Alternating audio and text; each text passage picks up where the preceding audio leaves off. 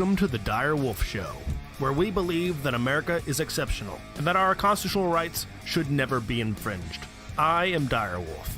On our show, we bring you the truth and debunk fake news. If you love laughing at the insanity of the regressive left, sit back and relax. Boy, do I have a show for you.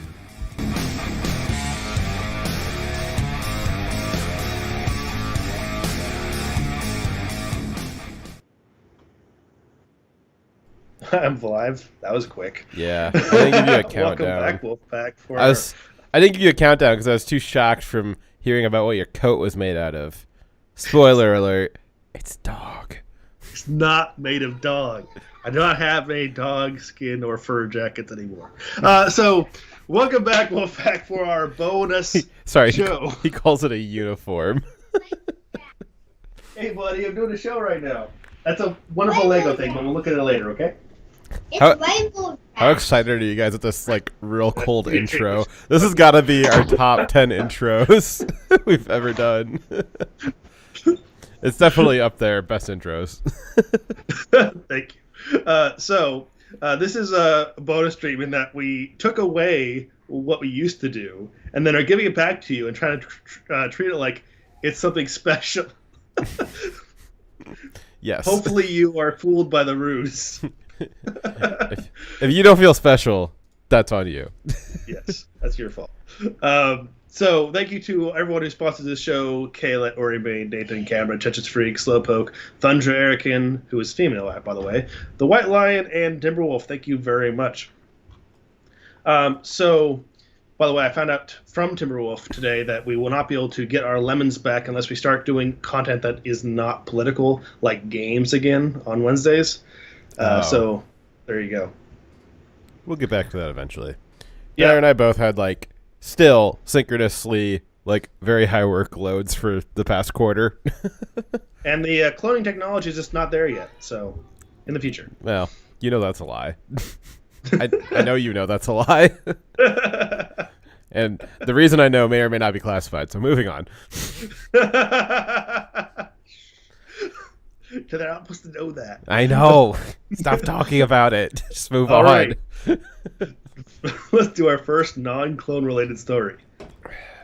I mean, if Joe Biden is not what happens when you clone a clone over and over again, and you're left over with this really bad Xerox of the original, I don't know what Joe Biden is if he's not that.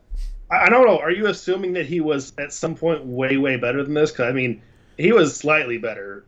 He's just now less coherent. I don't know. I guess those black souls that he sucks up when they don't vote for him. I guess those they don't go as far as they used to. Everyone talks about how he was such a better speaker 10 years ago, but he was still a pedophile and still a raging racist. So he's only gotten better at hiding it, except for the pedo part. Right, it's getting really hard for him to hide. He actually made a joke about it today. But let's get into the story. Yeah, right. That was nuts. Okay, yeah, okay. So we got some crazy stories, and one of the reasons why we're doing an extra show this week is because there's so much stuff going on. It's all awful, and I hate it all.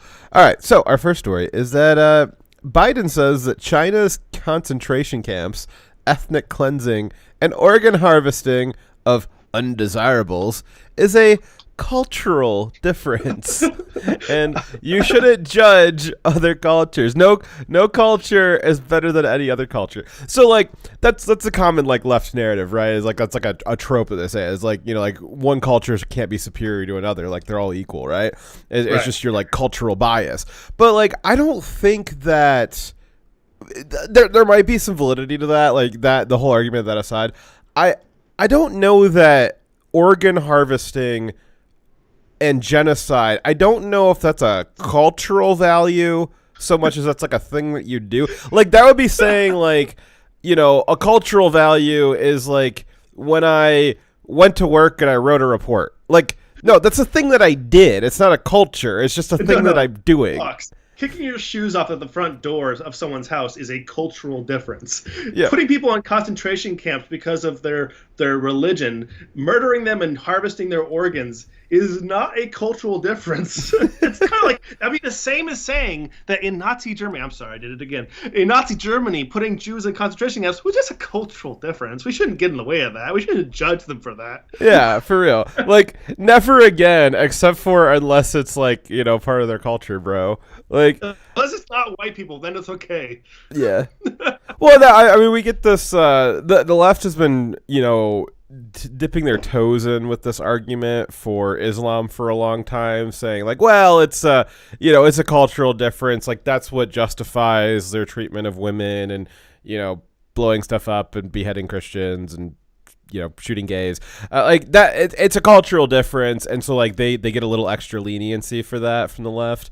Isn't that racism though? Because you're saying, it's the bigotry of low expectations, right? Yeah, so like Chinese people are so unevolved. They're so what's the word? Barbaric that. It's expected of them to have concentration camps. Well, come on. They do this with minorities. Than us. They do this with minorities too, right? For killing each other. They do this with minorities too, right? It's the bigotry of low expectations. So, like, black culture, like, I would think that would be like music and like a clothing style, perhaps, or just like family structures.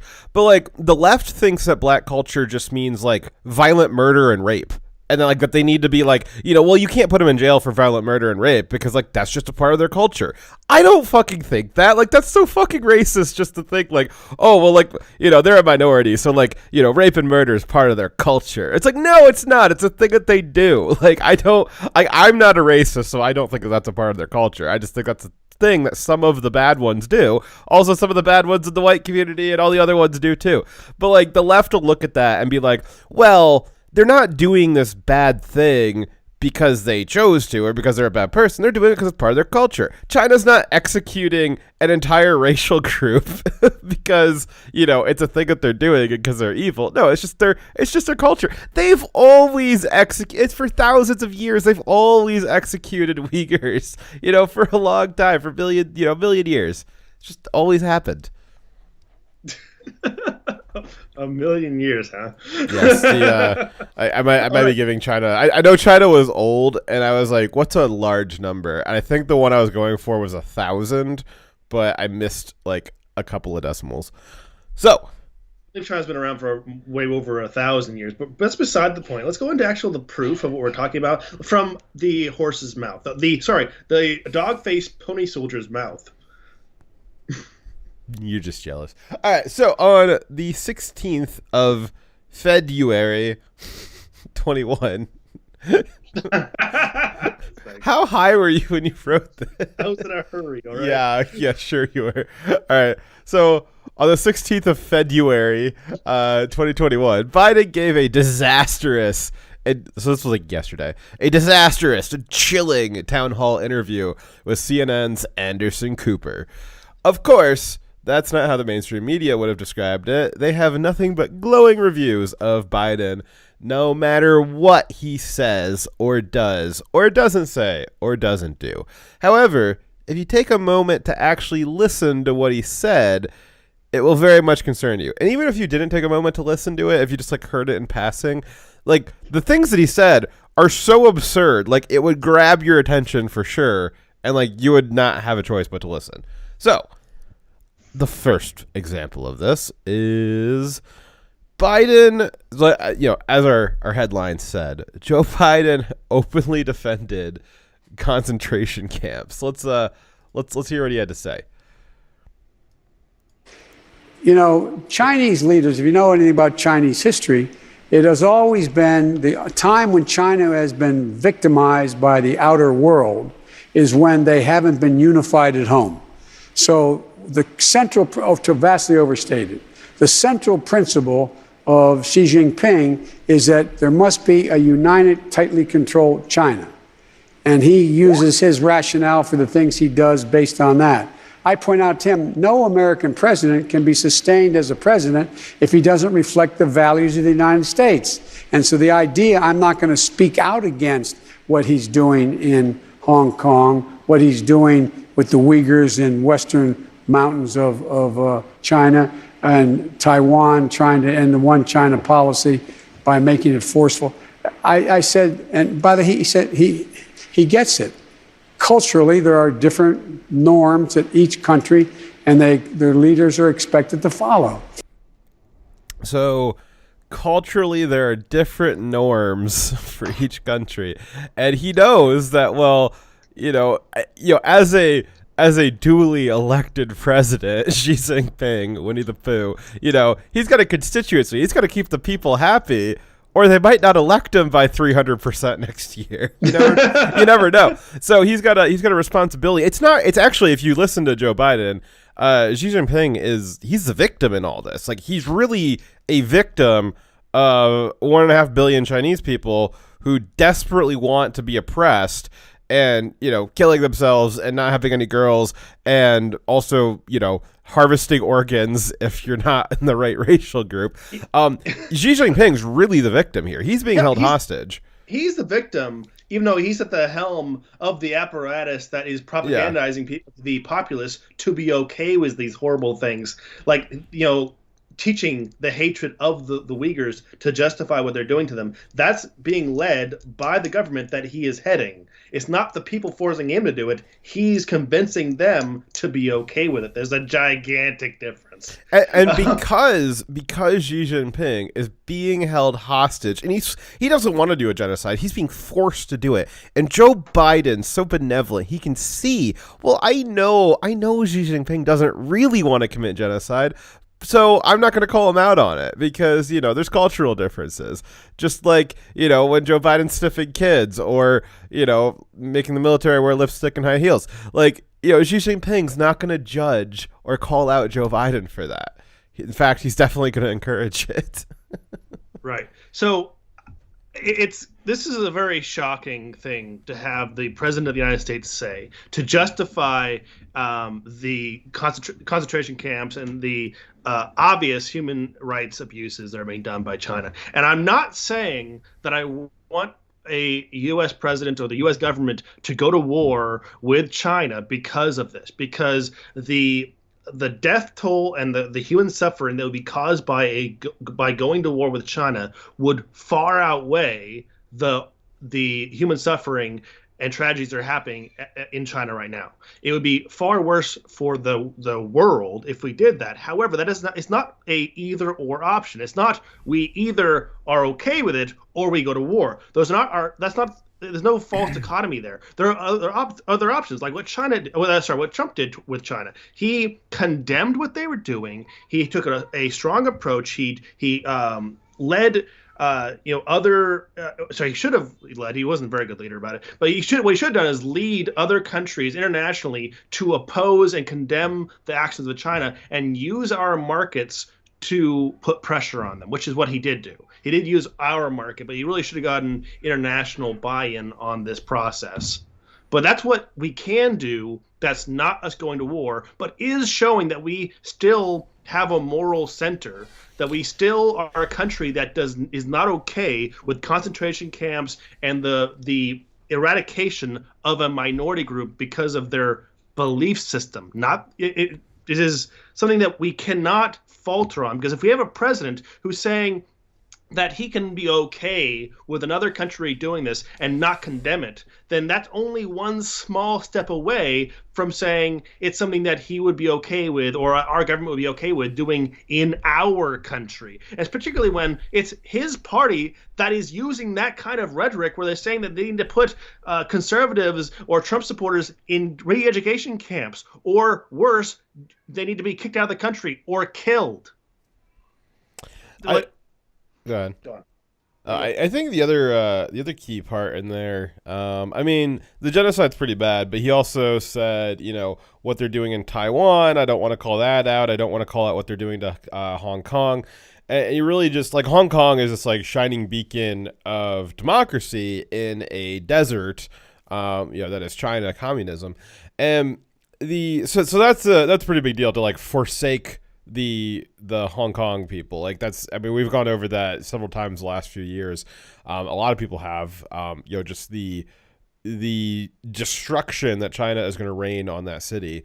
But Taiwan's also a big thing because that kind of implies a lot of other stuff. So what China wants to do with Taiwan, that has all the stuff to do with the South China Sea and their expansion and building out, these land masses and taking over the whole ocean, or, claiming that they have the whole ocean. Like, Taiwan is a big piece of that. And so Biden's saying, like, well, I'm not going to call out, what they're doing in Taiwan because, cultural differences. I understand that they're, just like the Nazi regime. Now, so before I go on, Dyer and I are trying to stop using Nazi references because it's so overdone. Everybody does it, and even if they are true, but like they're equally true with China. But because we're talking about China, I can't relate China to China, so we only have the Nazis to go back to. But in other situations, we're gonna try to do more references to what China does rather than the overused Nazi ones. But China, because I can't reference themselves, like the Nazis, who were just, it was part of their culture to expand and take over the whole world. And, Joe Biden doesn't want to call out China for that expansionist mentality, even though, that's been dead for a good century now. Countries don't do that anymore. We're done with expansionism, probably for good, except for, I guess he's just going to let China do that. But, I mean, Dyer, you can probably talk to this more. Like, the idea of just forsaking Taiwan, which implies forsaking the South China Sea. I mean, that's a pretty big deal, like militarily, strategically, like safety of that entire region of the world. Yes. So China right now is usurping the sovereignty of multiple nations, all that are in the circle around the South China Sea. And they're looking to, and have been looking to, America for relief, saying, hey, China is abusing our ability to have our, like, they can basically are controlling our market. So anytime they do something that China doesn't like, that China can just stop their shipping, their boats bringing in materials to their country, and starve out their country and their economy. So they basically are becoming serfdoms to China for being forced to do favorable policies for China, because if they dare do anything to make China angry, they will suffer severe consequences, having their boats captured, having their market affected. They're having their planes harassed or diverted. It's affecting their ability to be a sovereign nation because they don't have sovereign waters or sovereign airspace. And America is supposed to be down there to defend the sovereignty of these nations because we're being the world police, basically, to help cage this Leviathan. But now that Biden, who, I mean, if there was any concerns that he was a puppet of China, it's now confirmed. They now know that they have free reign. They can do anything they want. They can take Taiwan. They can, continue to victimize and create serfdoms out of these independent countries. And America will do nothing because Biden wants to appease them. And appeasing never stops the tyrant. But I think it's beyond that. I think that Biden doesn't care about this country because he knows his time is short. And what he's trying to do is build a financial legacy for his family. What he's doing now is not because he wants to do what's best for the country. All of his policies are, in the end, meant to benefit his family on the back end of his presidency. Don't we have a pretty firm alliance protectorate relationship with Taiwan? If and when China invades, aren't we like treaty bound to like step in full force on that? Yeah, but see, the thing about treaties is the person who's at the helm at the time determines whether they be followed or not. Well, that's exactly my point. And I think to speak like that to an ally, to somebody that we have a protectorate relationship with, I mean, that's Joe Biden said that there wasn't any American leadership during the Trump administration. He was going to bring back American leadership in the world. This doesn't seem like it. No, his policies don't speak to that. What his policies and the policies of his party speak to is removing America from being a superpower, because they believe the simple fact that we are a superpower, that our market and our politics do sway things in the world, that it is inherently wrong, that it's inherently evil that we have this power. because they see us as a white nation. And anytime we are doing anything, throwing our weight around, anytime we are imposing tariffs upon China, punishing China for their human rights, we're imposing white supremacy upon them somehow in their mindset. What do it's kind of an aside. Like, what do you think all the minorities that like buy into that thing, like full hog, like what are they gonna do after they've like collapsed the nation that they're living in? Like they will blame white people. Yeah, but like they're also, I guess they're just gonna end up as the result of every other communist nation, especially around Africa, they're career victims, Fox. Latin America.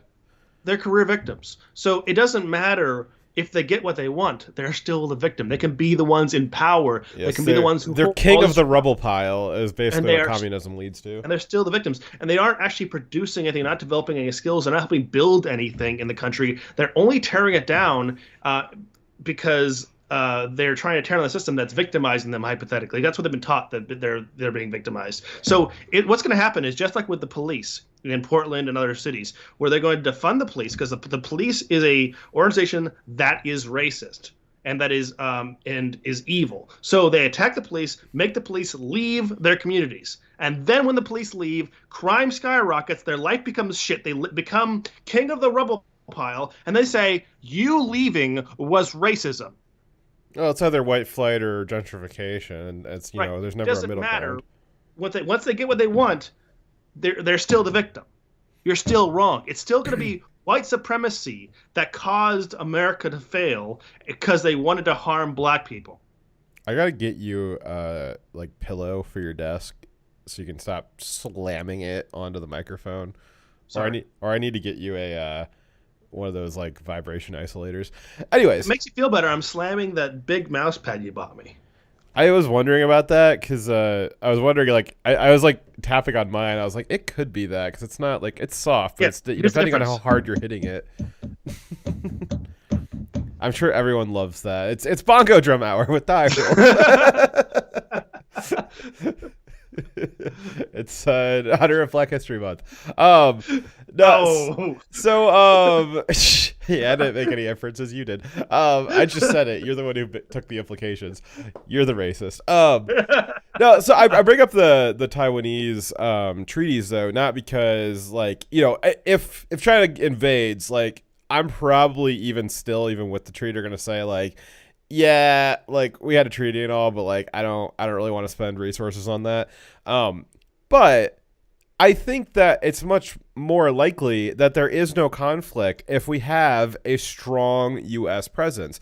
Biden saying that he's willing to roll over on Taiwan makes it much more likely that something will happen to Taiwan, which would require a U.S. military response. Now, again, whether we would actually deliver that is, like you said, up for grabs depending on who's at the helm. But we wouldn't ever need to render that aid if Joe Biden wasn't so weak. I mean, so this is an example of weakness abroad, where Biden's saying, well, I'm just going to roll over on it. Whereas you had even examples from the Obama administration was, Obama seemed, for all of his faults, it seemed early on that maybe he would be strong when he said, I've got this red line, don't cross that red line. And nobody fucking believed him. They crossed the red line and they didn't do anything. Trump, people fucked around with Trump, drone striked. He'll go find your commander and drone strike him outside of a civilian airport in midday. You screw around with our drones, we'll send World War III to you, and just after you've shit your pants, we'll call it off, bring it back home. But Trump actually showed strength abroad, and they knew if they fucked with him, there was going to be a response, and there was every time. But they know with Biden, they can fuck with him in America and there won't be a response. Yeah.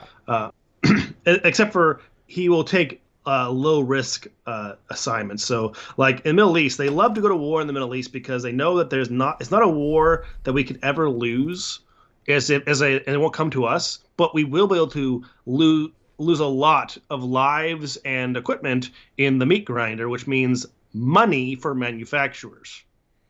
Right? Yep. So the military-industrial complex loves beating up little tribes in the Middle East. They don't like wars where they could get destroyed. Well, that's why we. I mean, it's scary enough. It really, the Middle East really is how 1984 worked, where this decade we're at war with Oceania, and we're allies with Eurasia, and then next decade it's like, well, now we're at war with Eurasia. We've always been at war with Eurasia, and now we're allies with Oceania again. And then the next decade, you switch it back. It's like, well, we were always at war with Oceania. And if you just swap that out with like Al Qaeda, the Taliban, like ISIL, like you just swap those names around, and like that's what the Kurds and the Sunnis and all them like. You just roll back through the history books, and I'm actually old enough now, and Dyer's been enlisted long enough that we've actually been able to see one of these transitions where the people that were our allies and the people that were our enemies, they've now switched, and in the same quote unquote war effort, we've switched who we're allied with and who we're fighting. It's amazing. Every single player in the Middle East, we've been allied with and enemies with at some point in our history, and sometimes back and forth multiple times. We have the weapons we are fighting against. Many of them came from us being given to rebels that were for a short time fighting with us, and then we're fighting against us. I really don't understand how that happens. Like, where is the like commanders getting strung up for treason of abandoning their technology and allowing it to fall into enemy hands? Like, why isn't there just like Moabs like on base, and like when you guys leave, just trigger that thing and blow everything the fuck up? Like, why? Dude, it's the intelligence agencies, man. It's not the army. Not that the army is blameless, but the intelligence agencies. Like, you remember Benghazi, right? Do you know what they were doing there? No, I don't. What were they doing there? Okay, so the CIA mission there was to sell weapons, not even American weapons. We're talking like AKs and rocket launchers, selling those to rebels. That was what they were doing. So kind of like Operation Fast and Furious, except for right. We're giving weapons to rebels so they can fight among themselves. So, like, yeah, we are directly funding and supplying through the intel agencies, and also also when it's a treaty where it's a arms transfer to a nation. Sometimes with the nation's also like Afghanistan, the nation is also kind of like also its own terrorist group. So that's another way of doing it, because we built their army, right, and we trained their army, but their army is actually made up of tribes. Each of them could be terrorists, maybe one day, maybe not. So like, it's not really a formal military. It's a bunch of tribes showing up to get trained as part of the army, and then like they are not loyal to it at all. So yeah. So in that way, it was a treaty where we did a donation of American weapons to a country, but in reality, that's just a way of laundering us giving weapons through the military to terrorist groups. Joe Biden loves the troops. So does I don't Ted think Cruz any of that was secret. All of them. Sure. They all love the troops, even though they spent all my tax dollars buying weapons that they could then shoot at you. Great. Yeah. Great. And so the thing is, the worst part of that, well, not the worst part. This is not the worst part. This is a bad part. Another bad part is that where do you think the money for those weapons came from? It came out of taxes, or it came out of inflation. Okay, so it came out of American pockets and inflation. Yes, it came out of taxes, the U.S. Treasury, and who do you think it went to?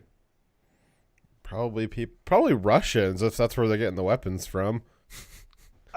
Sometimes, yes, but also a lot of American and American weapons manufacturers are the ones making the money. The military industrial complex profits off of it. How much you want to bet if and when they try to do the gun confiscation, they don't actually destroy them, but they sell them abroad? How much you want to bet that happens? I mean, do you want to see my head explode? Because that's basically what happened. I nearly guarantee you. So conditionally, if there is a gun confiscation, I guarantee you that within 20 years, the military is fighting somewhere abroad and having ARs that were formerly mine being shot at them. Not by me. I'm fairly sure they won't be firing my AR at fairly sure. Anyways, so COVID. Like there's a perverse incentive. Like the fact that we built the F-35 with the intended here we go again. All right. Of selling it. I'm gonna go make I'm just saying that we're making equiment. I'm gonna go make a 4-course meal while Dyer talks about the F-35. I'm not going to the F-35 and its capabilities. I'll be back in an hour. The fact that we're building equipment, we're designing equipment, like putting billions and billions of dollars in designing equipment just to sell it. Is that not a problem? Shouldn't we be building up our military to be I don't stronger? understand why why is the taxpayer subsidizing the middleman of that sale? Like, why can't Lockheed just sell it to them directly? Like, I don't understand why the U.S. government has to be the middleman in that. Like, it's part of treaties, man. It's part of treaties. It's like Trump, he was getting something in return for this. So like he got the UAE to put sanctions on Iran by giving them F-35s. You know what I mean? Yeah. They really should have asked for something better, but yeah. So wait. So the country that is next to Saudi Arabia and has sent like actual terror and drone strikes at their oil fields and is like harassing them continuously. We had to bribe them into sanctioning them.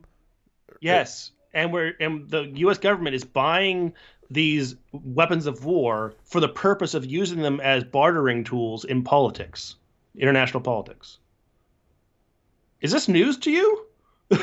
Nah, it's just like it's international stuff, dude. I don't know. I don't got time to focus on like every single thing. It's just like when you're thinking about it, like I know that that we're doing that stuff, but like when you think about it, it's just like it's still bad though. Yeah. Well, I know that we've talked about that a while ago, but I haven't thought about it in a while. But like that's I think represents a pretty giant failure in the media. I think at one point, back in like 1776, it was imagined that like the media would keep the public appraised of like current events. What did the media talk about this week? Well, we had Joe Biden played Mario Kart with his granddaughter probably before, after, and while he was sniffing her. But like, you compare that to all the things that they said about Trump. Like they would criticize Trump and Melania for everything, but they will praise Miss Biden. They said Barron was autistic because he was tired at 4:30 in the morning. Right. The obvious contrast between how they treat Biden in the press at the White House being all buddy with him and joking and not asking him any actual questions. Just saying, "Oh, how beautiful you guys are! This is a real example of love. This is bringing love back to America." Do you have oh the my clip God, about? I'm gagging. Do you have the clip about what they're going to do for small businesses? Oh my God, I missed it. Go look that up. We'll play the next one, but look that up on your computer and send it to me. Alrighty.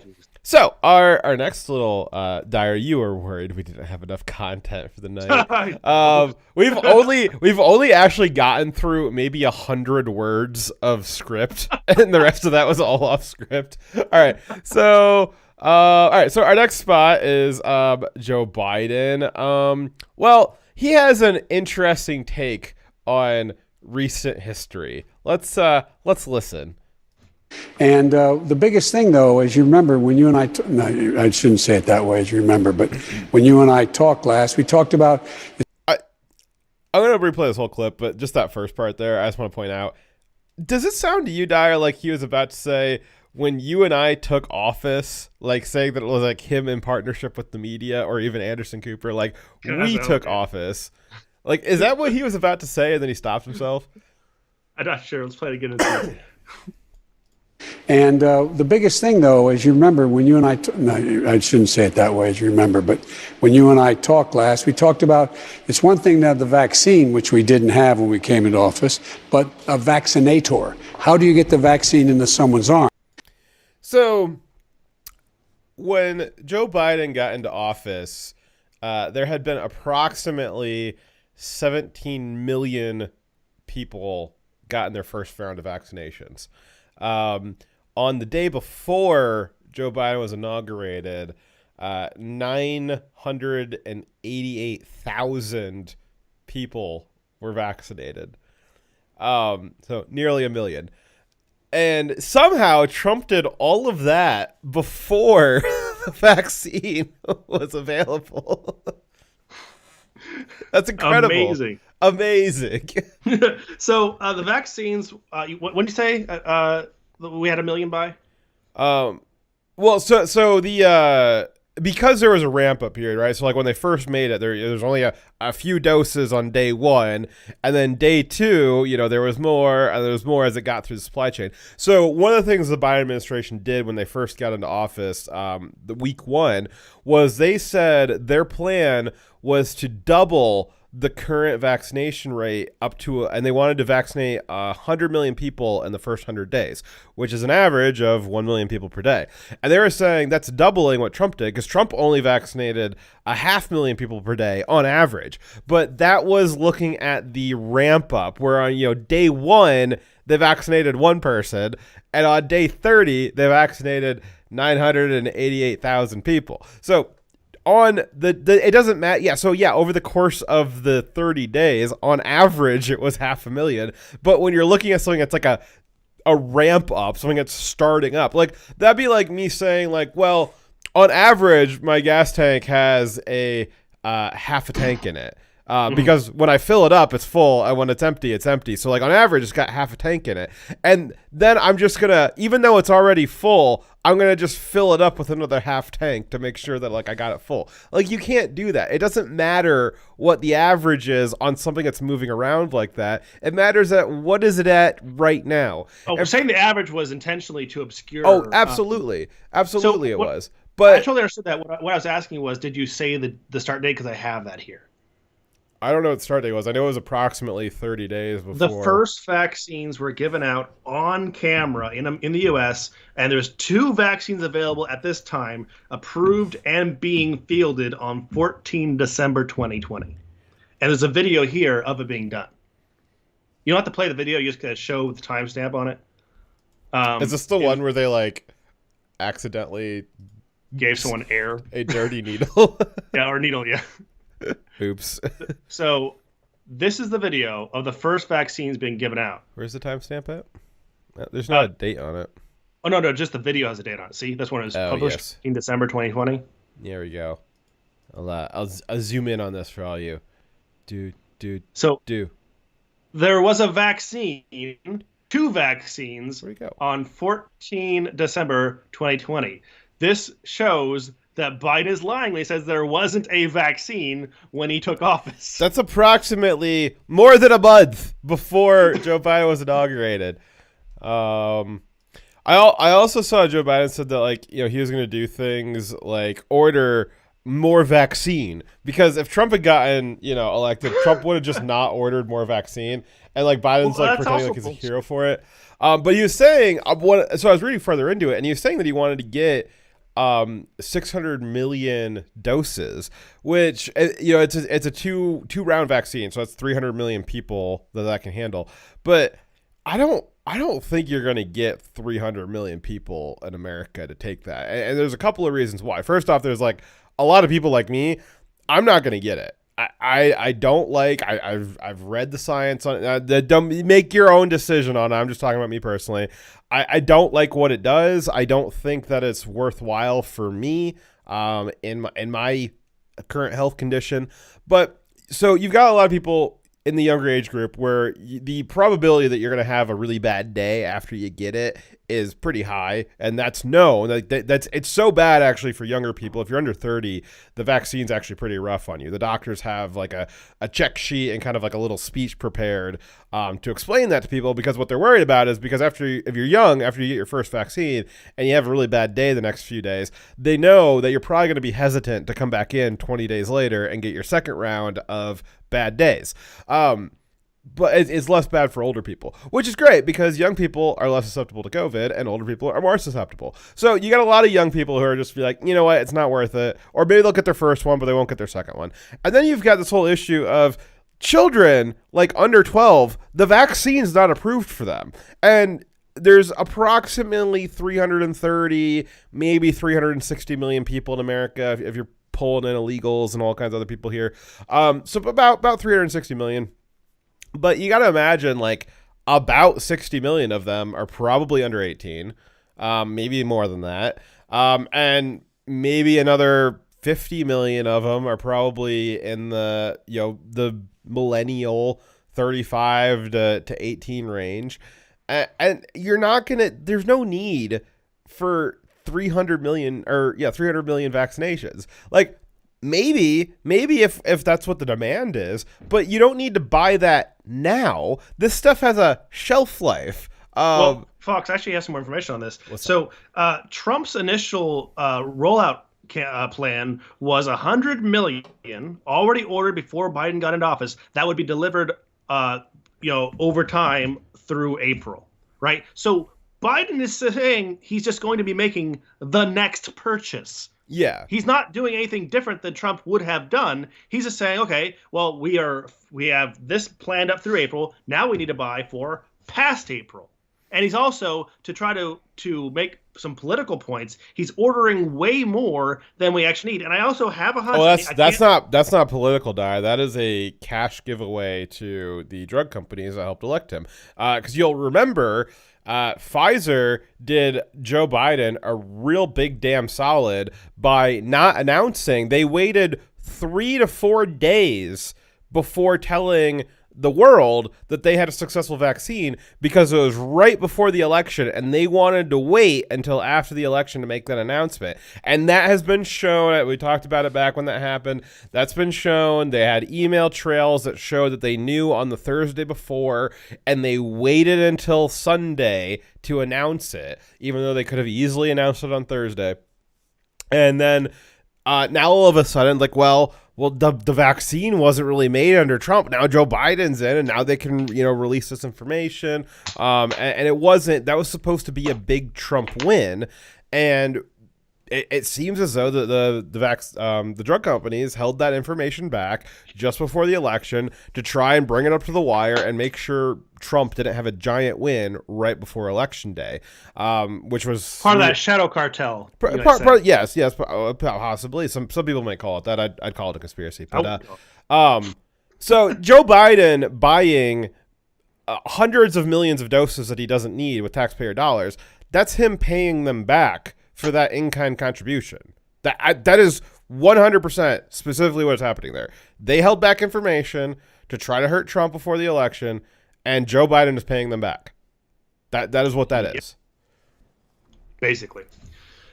So the next video is going to be Biden joked about how much he loves kids. Everyone knows how much he loves kids. He loves them more than people. Oh, my God. Let's play the video. I don't know if I can. Are we allowed to play this on YouTube? See, man. Hey, folks. How are you?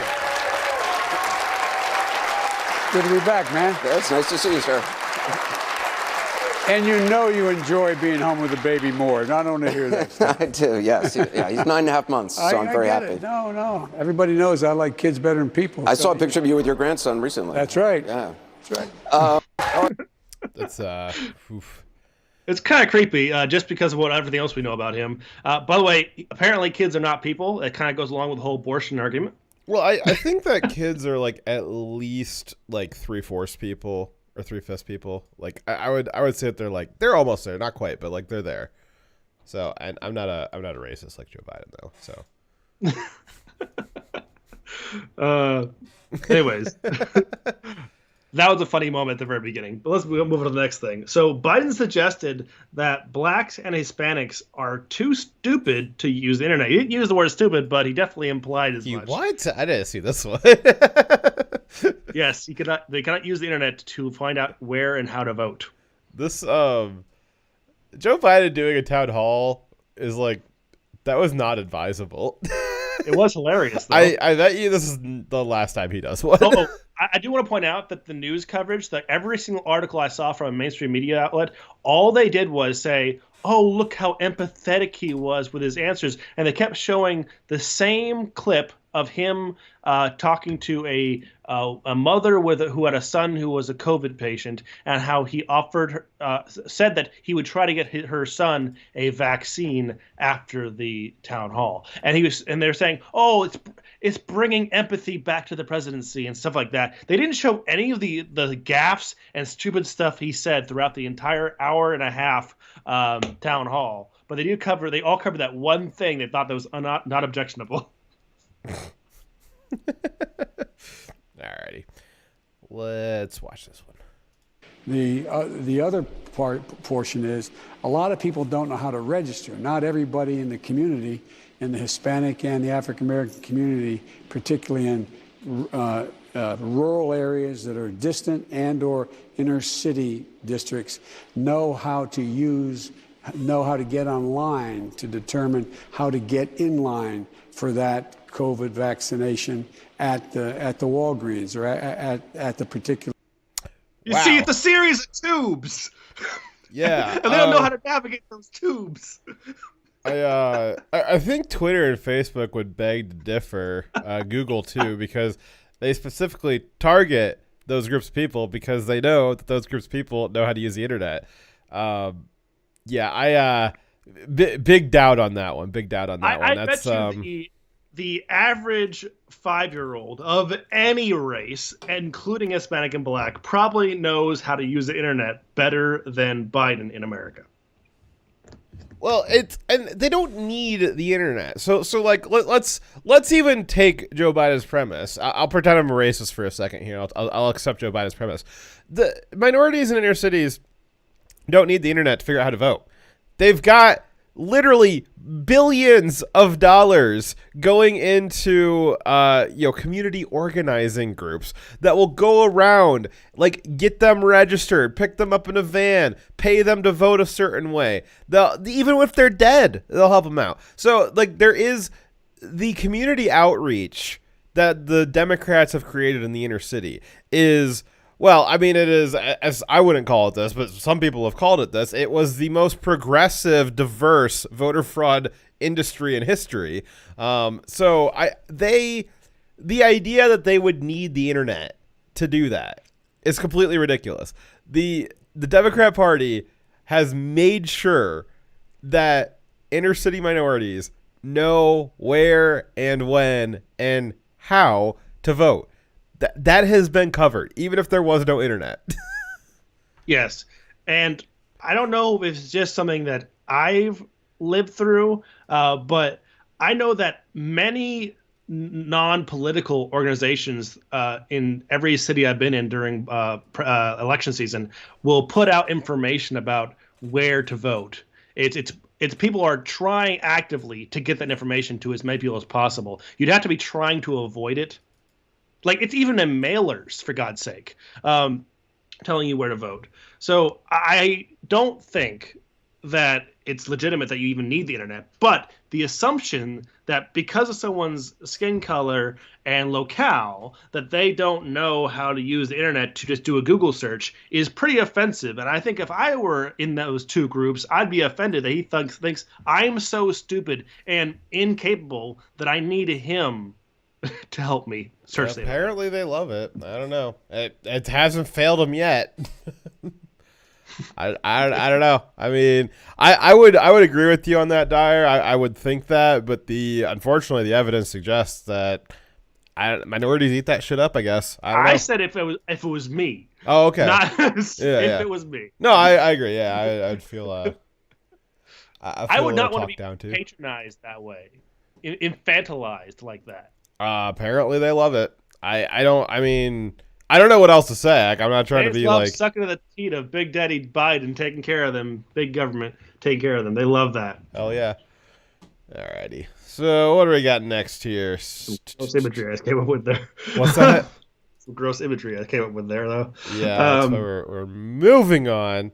So Joe Biden is pushing for the $15 minimum wage. but I'm guessing it doesn't go how we plan it to go. Also, have you found the other video yet? Yes, it's also the next video. Oh, okay, perfect. If you look back over the last 40 years, as minimum wages increased, people haven't, the end result of net employment hasn't changed. The vast majority of the economists, and there's studies that show that by increasing the minimum wage to $15 an hour, it could have an impact on a number of businesses, but it would be de minimis, et cetera. Here's the deal. It's about doing it gradually. We're at $7.25 an hour. No one should work 40 hours a week and live in poverty. No one should work 40 hours a week and live in poverty. If you look back over the last...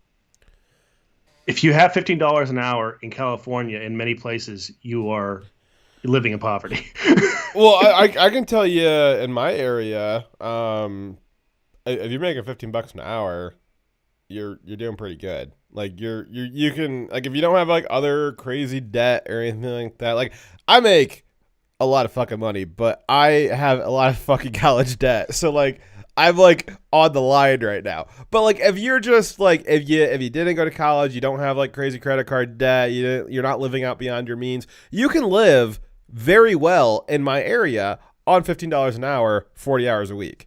That is what Biden is talking about, and what the left is talking about, is being able to live in the big cities in this extravagant lifestyle, having, $15 latte frappuccino mocha things from Starbucks every day, going out for wine and Chicago style pizza, $50 a plate every night. They want to be able to do that in the big city for $15 an hour. Like, it's not going to happen. If you want to live just fine, you can do it in a regular town. Now, also, my area is a giant manufacturing hub, and my previous home with my family, with my parents, back when I was growing up, that was also a very large manufacturing hub. I'm actually at my home district, my home congressional district. Little fun fact: my home congressional district.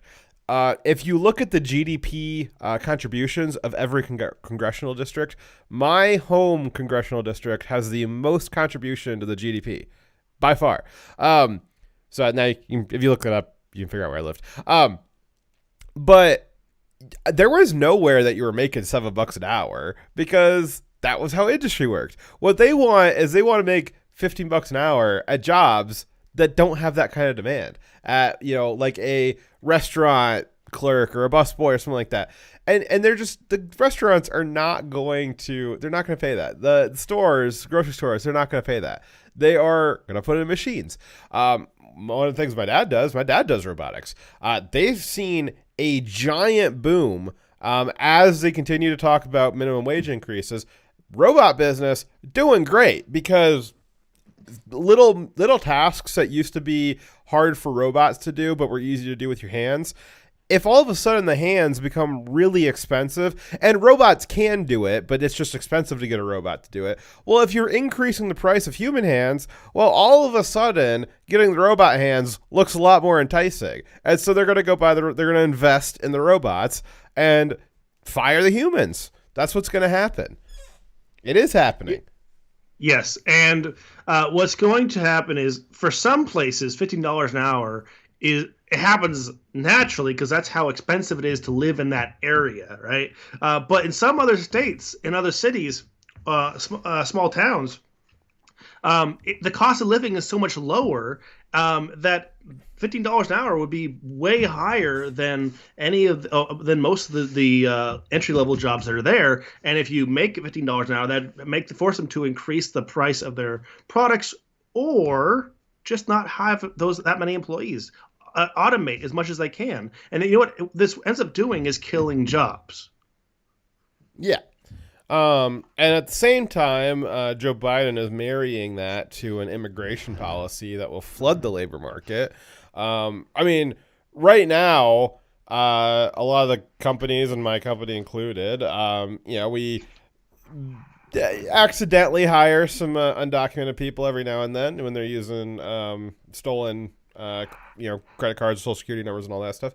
Try our best to get rid of that stuff. But if all of a sudden it's not an accident and they didn't sneak through the cracks and they've got, 60 million new people who have just, that's my new number. They want to talk about 11 million people. I think it's 60. 60 million immigrants here, illegal immigrants here that have just become citizens, just become, social security holders, legal resident status. All of a sudden, my company can hire them, no problem.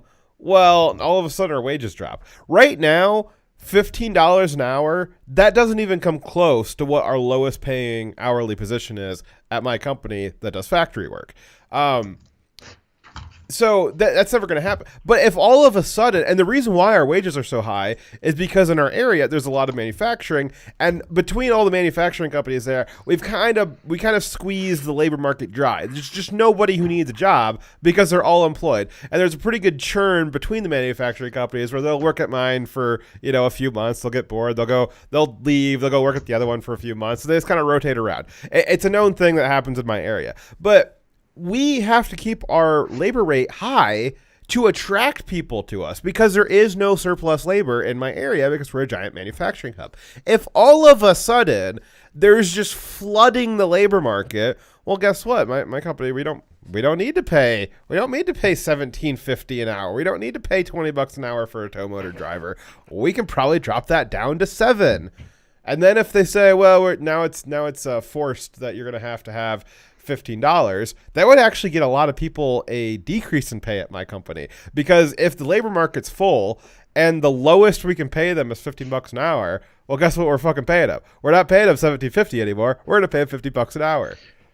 And this is also a recipe for civil unrest because when you flood the low-skill labor market to the point where the market cannot support enough jobs to support them, you end up with a lot of people who are struggling to get by, who are struggling just to feed themselves and be housed, and that makes people desperate.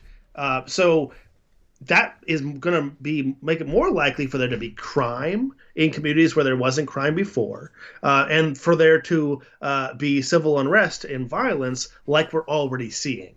Well, that's, I guess, the third prong approach is the Biden administration. One of the things that Trump ran on, which I think was undercovered by, well, it was certainly undercovered by the mainstream. I think it was undercovered by conservative media, too. Joe Biden has this plan to have a federal takeover of city zoning laws where he wants to put in low-density residential areas, high-density Section 8 hotel things, these giant apartment complexes. And a lot of people, if they knew that was going to happen, if you knew that your quiet little suburb was all of a sudden, next door to you was going to be a 10-story pure agro monstrosity with 1,000 low-income people in it. Now, that's not to say there's anything wrong with low-income people, but your neighborhood, your roads, your area wasn't designed to handle that kind of density. And because it wasn't designed to handle that kind of density, it's going to cause problems. There's going to be congestion. There's going to be issues. And that leads to people getting frustrated and crime. And, for better or worse, there's a lot of reasons why I'm not going to go into. Low-income areas tend to have higher crime. More so because they're more likely to be victimized. But either way, there's more crime in that area. So if you slap these giant high-density, low-income things into, a very quiet, sleepy neighborhood, there's going to be crime there. Yep. And then you have the problem of when they take certain ethnic groups and they all bust them to the same location when they immigrate. So we have certain areas that become like the community is not integrated, right? So we have the example of the Muslim community in you get like little Chinas and stuff like that. Well, and there starts creating it prevents them from actually integrating into American society, which makes things harder for them, and also creates some cultural conflict between the people who, their city used to be one way, and now it's vastly different, and it just creates a lot of conflict. Like right now, I remember there was people who were trying to enforce Sharia law, or at least they're harassing people for not being covered up in the Muslim district, right? Well, you've got like Dearborn, Michigan, where they've got the call to prayer. Yeah, they got the call to prayer 5 times a day, and like 80% of the people that live there don't want to hear the fucking call to prayer in the middle of the goddamn night. They're trying to sleep. Yeah, and it wouldn't be accepted on the other way around. Like they're not tolerant of American tradition. They're not even tolerant of the national anthem. Right. So things like that causes severe conflict. So that's another thing related to the immigration policy. But anyways, we're going to talk about $15 minimum wage. We're went off topic a little bit there. So one more thing. Well, it's stuff around 50. The reason why that stuff all came up was because the $15 minimum wage doesn't make sense if you're going to flood the labor market. And then when you're flooding the labor market, now all of a sudden you're going to need all this housing, and they're going to be, disrupting all the property values and all the, disrupting all of the zoning around the country as well. It just creates a giant miasma of destruction of the middle class. Because this isn't going to happen in Joe Biden's neighborhood. It's not going to happen in Hunter Biden's neighborhood or Hillary's neighborhood or Obama's neighborhood. It's not going to happen there. But they will profit from it for sure. Yes. So the next video is this is my favorite video. Right? Yeah, this is Jen Psaki. Yeah, Jen Psaki. She's going to help you with your small business, which Dyer and I have. Dyer and I have a small business, so we do.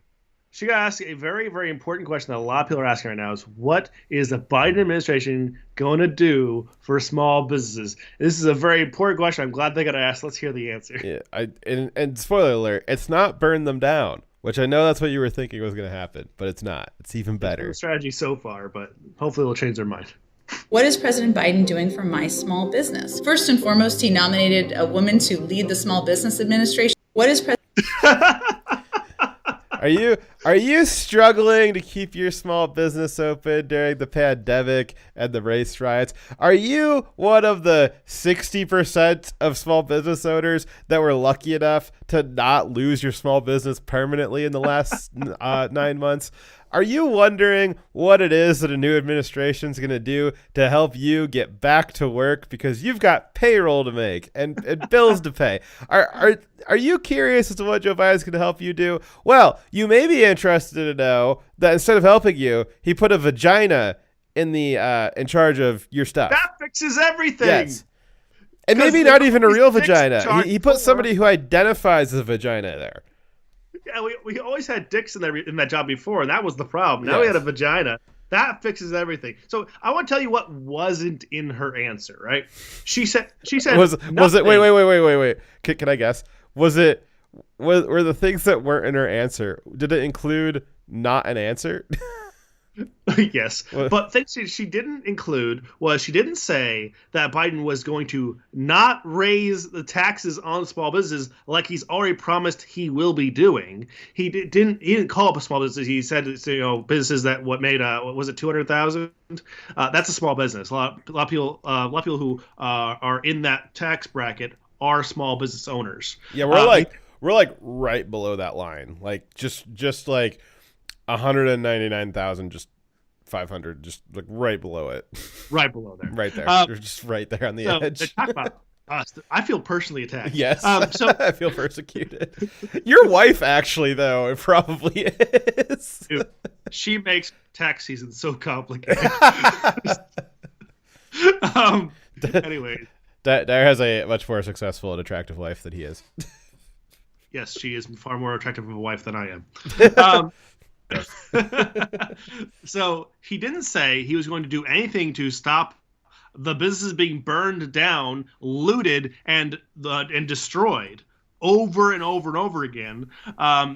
He didn't say anything about loosening the lockdowns that are destroying those businesses. Like, so many businesses have been destroyed and will never return because of COVID policies and left-wing activists and rioters, terrorists who've directly and purposely attacked small businesses. So he said nothing that would actually be what a small business would care about, what they actually need relief from. They're fearful of what Biden and the left-wing mob are going to do to their small businesses. So they're asking, what will you do to help us? We're Americans too. Help us. And he says, don't worry, we put a vagina in charge. It'll be fiery, but mostly vagina. I would have also accepted fishy, but mostly vagina. Oh, God. Gross. It's gay. Your source was just an hour and 10-minute long town hall. Okay. That's the entire town hall, Yes, thank you. Appreciate that. What? That's where I got the information from. I love it. All right, so this is actually, I just want to point out that what Dyer and I do, which is, pull out some news clips, pull out videos, laugh at the irony of them, make some commentary on them. Now, that's what we do. We are commentators. Now, sometimes we do break news. Sometimes we do actual real analysis where we'll go find, original sources, and actually like break down videos that are, primary sources, or I'll find like a science article or something like that. We'll go through that. We have done that before, but generally we are a commentary channel. But what we do is we pull up news articles, YouTube videos, and tweets. I bring that up because having seen what went on during impeachment last week, I was hard-pressed to describe what Congress was doing differently than how I described what Dyer and I did. We told the truth. They didn't. Yes, that would maybe be the one difference, but like descriptively, what they did was they pulled up media articles, they pulled up tweets, and they pulled up YouTube videos, and they gave commentary on them. Their venue was the Senate floor, and our venue is, well, it's our beautiful studio that I built. Yes. I actually went through the source material, which is this video, of the actual town hall, but I didn't bother to go and make my own clips. So all the best clips were already clipped out by other people. Did you see? This is kind of an aside, but I guess between stories. Did you see the tweet that Swalwell brought as evidence that he said that this random Trump supporter with like 10 followers, she said that we were going to bring the cavalry.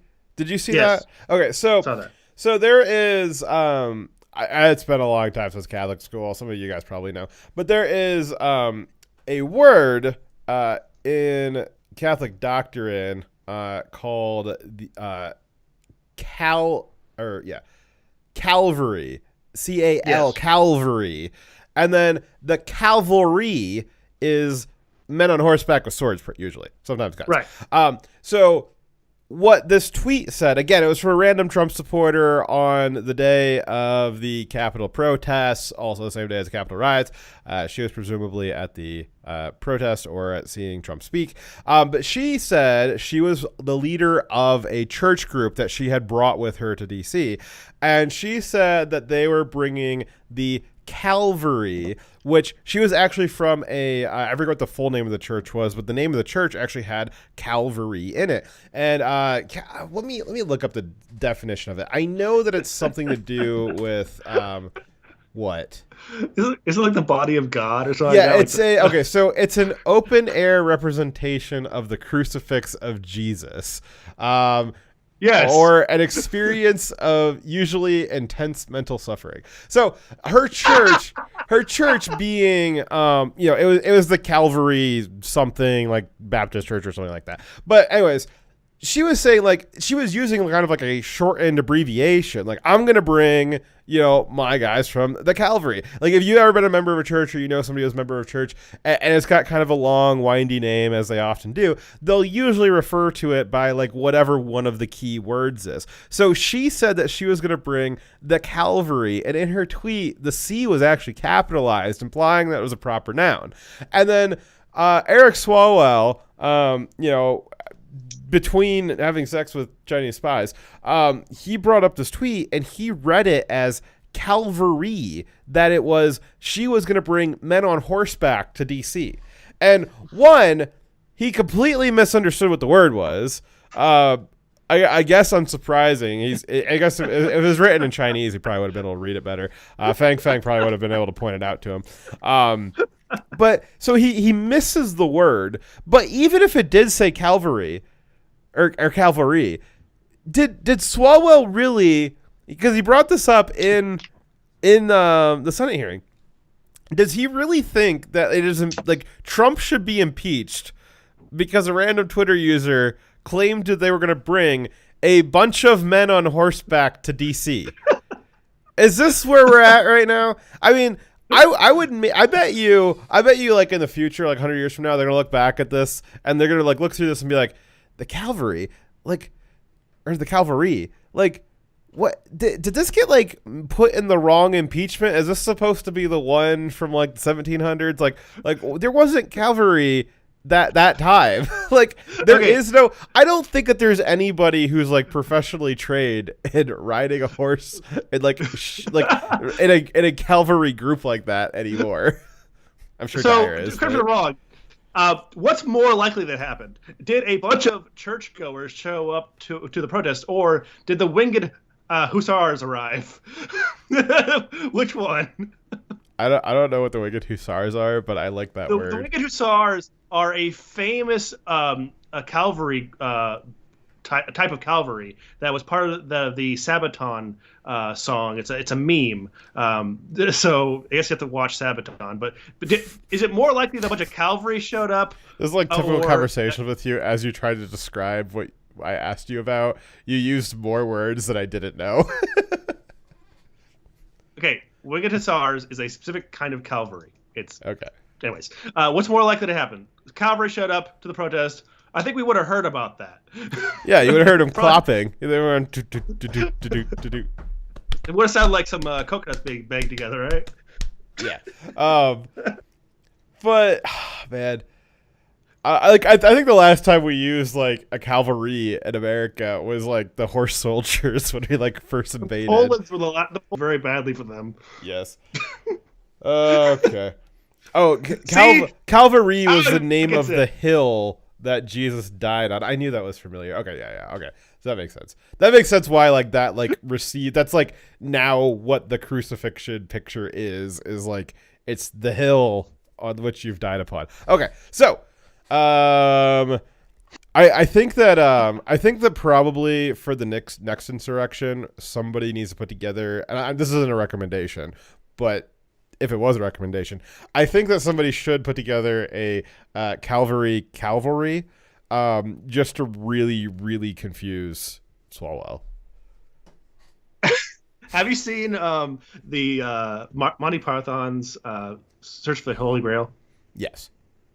The movie? Okay. They definitely need to be using coconuts. Yes. To be their horses. Yes. It'd be hilarious. Dyer, I know you said you did slides, but I think you did a slide, and then there's a bunch of black slides here. Yes, I did a slide. Oh, okay. Good job. Very proud of you. Thanks. So good at this. Alrighty. Our next Put the other slide if you want. I appreciate it. Our next story is, unsurprisingly, I'm actually less surprised about this more than I'm thinking about it because they've really been doing this all summer. CNN and NBC directly funded terrorism. Now, you might be thinking, fuck, she's being hyperbolic. Like, you can't be No. I'm being completely serious. So, CNN and NBC, they paid an Antifa leader, which we can defend that, $35,000 each for a total of $70,000 for a video that he shot of himself encouraging destructive activity at the Capitol during the riots. We actually watched parts of this video a few weeks ago because this was the Jaden X video. I think his name is like something like really like weak and lame. He calls himself Jaden X. It's like Direwolf, like it's real name's like Craig. It's Sullivan. Jacob Sullivan, I believe. Yes. So It's Jacob Sullivan. not Dyer's name, Jaden X's name.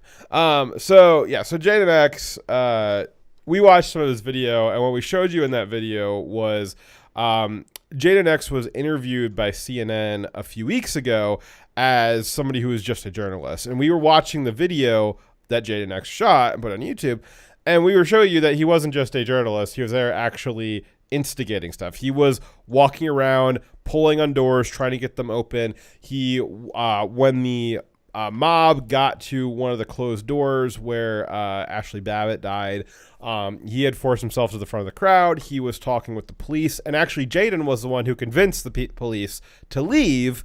And when they did leave, he told everybody, all right, go for the door. And then about 30 seconds later is when Ashley Babbitt took a bullet to the neck and died. And for that video, so he encouraged that situation. Now, again, that's on Ashley for being there. That it's still not great that it happened, but she's an adult with agency, and we'll treat her with such. But Jaden was certainly there, instigating, encouraging it. Well, thank you for updating the slide there. Oh, it didn't update for me yet though, because I'm in the slide. So he was encouraging all this.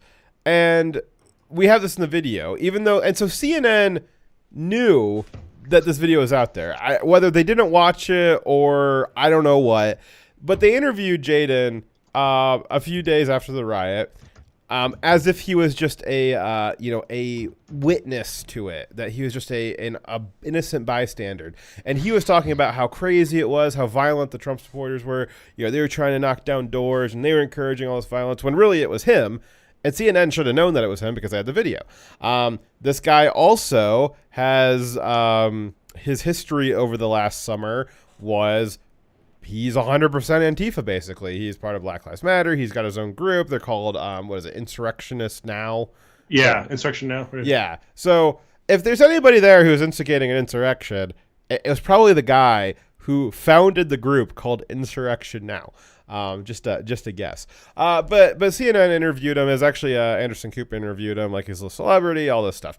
He then gets arrested because the police and FBI kind of figured out, like, hey, actually, he filmed himself committing crimes and put it up on YouTube. So we're going to get him for that.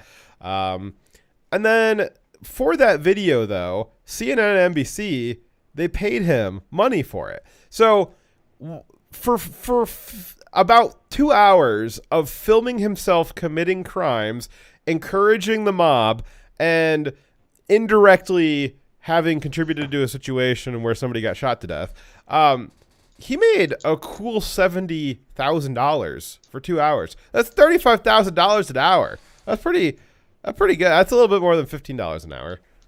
That's a little more. Maybe that should be the new minimum wage. Maybe. It'd be great. Yeah. You can read all the stuff that you wrote for me that I didn't read when I was just freewheeling it. Fair enough. So basically, CNN and ABC has given $35,000 each to a known insurrectionist and domestic terrorist group leader. So in a way, they have just funded domestic terrorism. And insurrection. Well, no, it's directly. I mean, the video was created as a piece of propaganda while he was committing.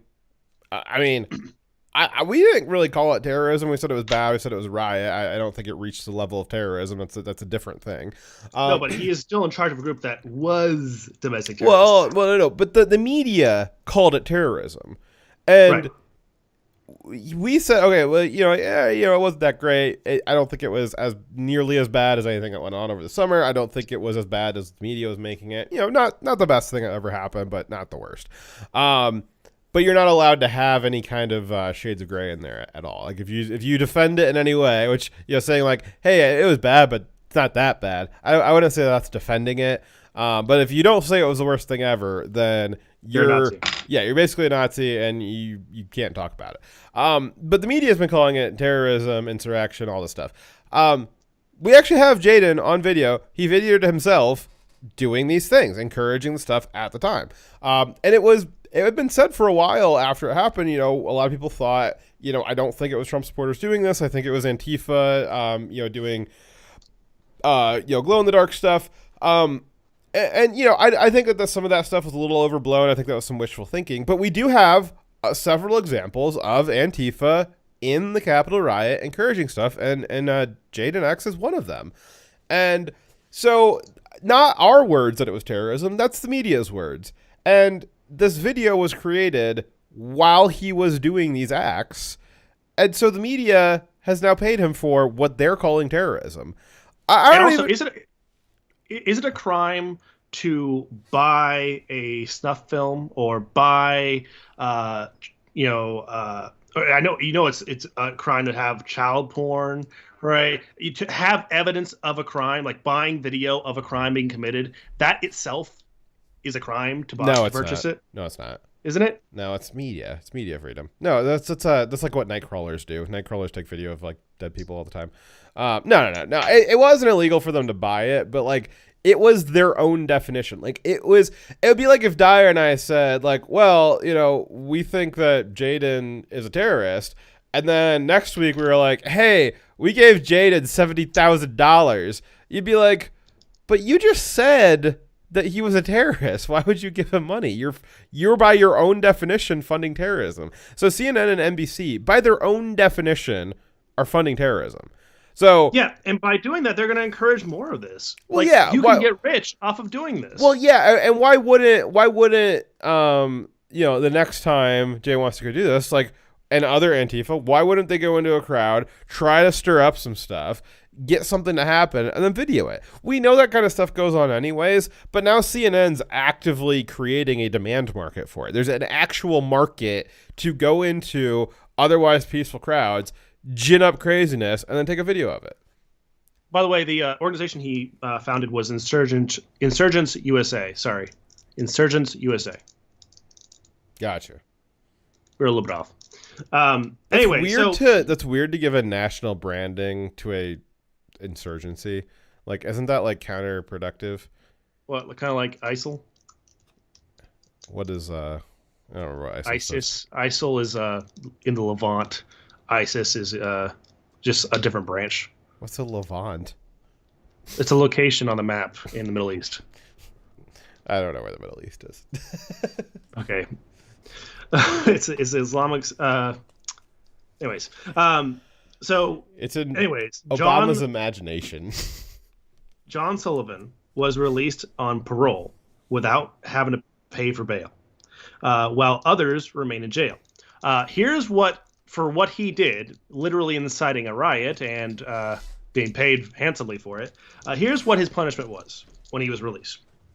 He was ordered to be detained at home, so he gets to be at home, has to have an ankle monitor and can't leave for a while. He had to surrender his passport, so he couldn't leave the country.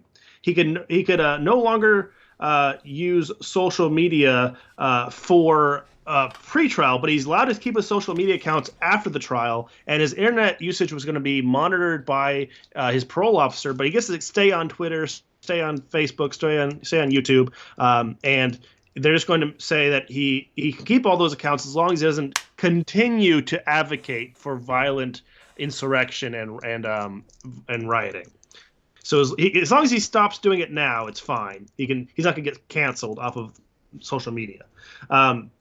Meanwhile, the president, who didn't actually incite any violence, was removed from all those services, as well as like services that he didn't use, like what was that music app he's not allowed on anymore? Who's that? He's removed from a music app that he doesn't even use. Trump. Oh, I don't know. Yeah. Anyway, so the president was removed from social media, but this guy, he gets to keep all the social media accounts, even though he actually incited a riot. So that's a pretty light punishment for what he did, whereas a so-called conservative protester, Jacob Chansley, also known as the QAnon shaman. I'm not advocating for this guy in any way. I don't know him, and I don't support what he believes. He obviously is a very deep into QAnon, but he's the guy with the horns, the flag face, and the spear, and the fur on him, right? The famous picture from the Capitol riots. That's the QAnon shaman, right? He was arrested, and he wasn't quite so lucky. He is being held without any chance of bond until trial, and he's facing 25 years in prison. He's not been given any of the opportunities for a lesser sentence that was given to the guy who literally incited the violence. And as far as all the video I've seen, I don't have any video of the QAnon shaman actually committing any acts of violence. Well, there is copious evidence against the previous guy, Sullivan, for having incited the riot. So what's interesting about the QAnon shaman is that he does not appear to be. People have tried to investigate him because the media has identified him as a conservative Trump supporter, right? But like people who are conservative commentators, YouTubers, other people that aren't us, they've actually gone through and tried to investigate this guy and see like, okay, like nobody's ever heard of this guy outside of like really deep QAnon stuff. Nobody's ever heard of him for like ever before this happened. And the media is saying like he represents the movement basically. And he's a conservative, he's a Trump supporter, he basically is representative of all, 75 million people who voted for Trump. But the investigations I've seen into him are that his politics are like kind of left libertarian. He's not really that political. He just likes to do the LARP stuff. He's not really a Trump supporter even. But just the media having labeled him, they've tagged him as a Trump supporter. And because they've tagged him, whether he is or isn't, they've tagged him as such. And now he gets treated differently in the legal system than what Jaden does, because Jaden, is, he's been labeled as Antifa. He's labeled himself as Antifa. And it's similar in the way that the media labels us Nazis, right? So we're just conservatives, libertarians, whatever. But the media has identified us as Nazis, whether you are or not. They've identified you as such, and they're now actually talking about, we want to treat you differently in the legal system. It doesn't matter how you identify; it matters how that they've identified you. So if they identify you as somebody like Jaden, who's on their side ideologically, well, that's going to show up in the legal system. If they've identified you as a Trump supporter Nazi, like they did with the QAnon shaman, whether he is or isn't, that is going to show up in the treatment that he has in the legal system. It pains me, but we no longer have a equal justice under the law. Not for a while we haven't. Yep. So this is a great example of how we don't have equal justice. And there's a lot of people who voted for Trump. I'd say the vast majority who voted for Trump who don't know or care about QAnon, and I would say that even the majority of people who showed up to the speeches at the Capitol where Trump spoke and where other conservative speakers spoke, I would say the majority of them don't prescribe to the belief system that this QAnon shaman believes, right? And they're trying to use him to demonize all the rest of us and say we're all the crazy radicals, where actually one of their own crazy radicals that was actually one of the ones inciting said riot. But that won't get called out. And he'll get off easy. Well, this person, though, we don't support him. He definitely is being given a raw deal here. It's not being fair treatment. They're trying to make an example of him. Blackston. It was a Tuesday in June of 1796, and it was raining that day. Not before or since. That was the only day. So was it raining on everyone then? Because it had to be equal, right? Yes. Okay. That's equity. It's not justice. I know. I'm kidding. So we have done an hour and a half. Well, I want to do one more thing because it was topical today. Just real quick, yeah. going over that. So, Today, as many of you guys probably heard, Rush Limbaugh died today. Some of you may or may not have grown up listening to him, or you might have not liked him, or maybe you did like him. Certainly your parents probably liked him. We talked about Rush last time that we talked about him was when he received, what was it, the Medal of Freedom at the last State of the Union. Trump gave him the Presidential Medal of Freedom. And we talked about it at the time. Just kind of, regardless of how you feel about Rush Limbaugh, he really did pioneer not just conservative talk, but the commentary space in general. This is back in the era of, not a lot of channels on the TV, radio's a lot of music, or, kind of morning shows type of a thing. Nobody was doing long form political philosophical discussions in the way that Rush was at the time that he started. And he really pioneered that and broke open this entire industry that nobody really knew existed. Nobody really knew that we wanted it. And from him, we had the development of a whole lot of other people. He was the origin of all that would come to follow, the Hannitys, the Wilcows, the Mark Levins, even the Tucker Carlsons, leading, and the Andrew Breitbarts, leading into the next generation of the Crowders, the Ben Shapiros, the Dire Wolves, all the greats. But our industry, really Rush is the origin of that. Without him, I don't know that there would be an interest in this kind of political discussion. I'm sure somebody would have figured it out. It seemed that there was a need for that industry. But regardless, even if it would have happened with somebody else, Rush is the one that did it, which is, that's an important place in history. He has an important place in our industry, doing what we do, commentary. And so he died today. He was battling lung cancer for a long time. Fought to the end. It's a loss. It is a loss. Yeah, and I listened to him a lot, and I disagreed with a lot of things he said. And you don't have to, agree with him or like him. I did like him. You have to like him to see that he's had a huge positive effect on our country. He helped create the system we use now. He made political radio. They did not exist before him in the way he made it super popular. We owe a lot to him, and you can't deny he helped change our country and helped hold the liberal media accountable when there was very few places that you could get information to counter the lies they had. Without him, they probably would have had a complete monopoly. Even with Fox, I mean, they often fall to some of the same bias that the left-wing media has. Yeah. Certainly would have happened a lot quicker, because I'd say right now,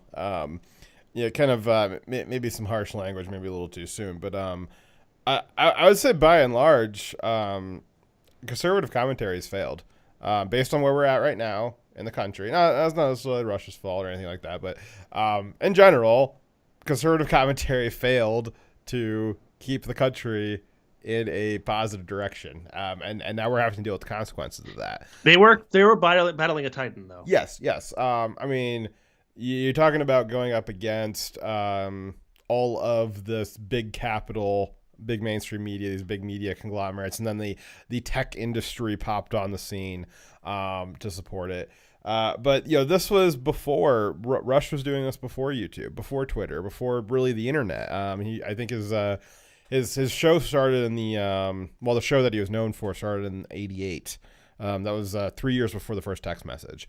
So this is really something that kind of defined an era, and he'll be remembered for that. Even though the medium has changed, we've still maintained voice. People may say, oh well, why don't you guys do video, show video, stuff like that, or do more animation, stuff like that. Well, it is meant to be kind of a listen along. The things that are up on the screen are usually relevant to what we're talking about. I don't want to put my pretty face up there and distract all of you, but it's not that pretty. This is dire.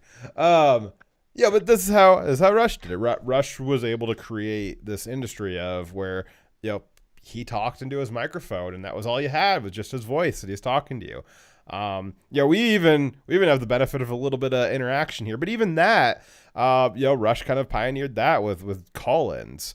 Everybody does call-ins now, but that was unique when Rush did it. I was like, wow. No, nobody ever thought to just do long-form political philosophy on the radio for 3 hours a day, and then nobody thought to take Q&A from a phone call, and now we do kind of the same thing with chat and stuff like that. But it's all kind of got this legacy where if you trace back the inspiration, I was inspired to do this because Direwolf needed a pal, but I think a lot of our our modern contemporary inspiration came from the Crowders and the Sargons and people kind of in that vein, and they kind of got their start from Crowder, especially from Breitbart, Andrew Breitbart. He kind of got his inspiration from like Levin's and those sorts of people, and then back to Rush Limbaugh. So you kind of trace out that inspiration lineage. All of it goes back to Rush. Yep. So he will be remembered. What we need to avoid is I'm glad he didn't live long enough to be completely destroyed by the left wing. They could have made his last years suffer a lot more. I'm glad that didn't happen. I don't think they could. I think he was too big to. He had too much money. He had fuck you money. I don't think that they could have. He could have built his own damn radio stations if he wanted. He still uses banks, doesn't he? He still uses banks, doesn't he? I mean, they didn't debank him. Yeah, but when you've got that much money, like if I get debanked, like I'm fucked. But like if you've got that much money, you got in a couple different banks, you're probably fine. Maybe some overseas. Yes. If I was him, I would have definitely done that because I wouldn't trust the American banks. Yeah. But yeah, he'll be remembered, and it was definitely a loss. Anyways, so I guess we'll leave our next stories till Saturday then. Yeah, so from some previews for Saturday, get excited. We have child soldiers, time manipulation, and billionaires in blackface. And Cuomo killed thousands and thousands of grandmas. So, you want to hear all about that? Join us on Saturday. Huh? Kill like 15,000 of them. No, that's what she said. They killed double that, I thought. It was 15,000 the double. I don't know. It was a lot. 15,000 was the double, I believe, but we'll double check. It's actually written here. What's Voracious Blackson? What is the pill controversy and the BBC controversy? I guess we should look into that. He had an idea earlier, how he did, of having open mic Fridays. We can discuss it later. Was that a recommendation, or was that talking about what Rush did? I think that was a Rush thing. Oh, okay. I was talking about calling in. Oh, yeah. Did you only do it one day a week? I think so. Huh. I don't know. I didn't listen to him. Not recently. It's been a while. Yeah. Anyways, we'll see you guys on Saturday, regular time. We're going to try to do Wednesday shows whenever we can. It's been very busy, like I said. So we'll do as much as we can. It was nice being with you guys this night. Good night. Direwolf out. I'm tired. Stay warm. See you guys.